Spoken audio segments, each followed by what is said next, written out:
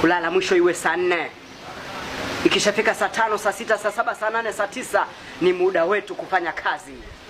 Tuko kwenye utalii, tuko kwenye mizunguko, utalii wa kwetu wa kujitegemea. Tunatembelea majumba kwa majumba. Leo nimekuja hivi, kesho nitakuja kivingine. Wape salamu nao wenzio. Naondoka, fikisha ujumbe.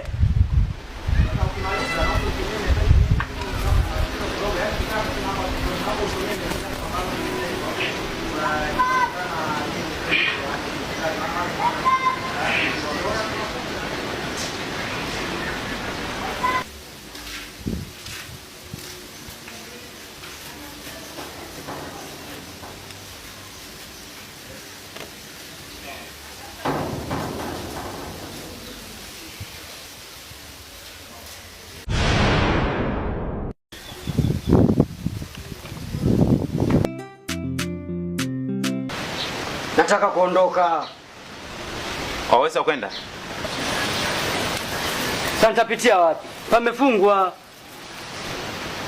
Wakati unakuja ulipitia wapi?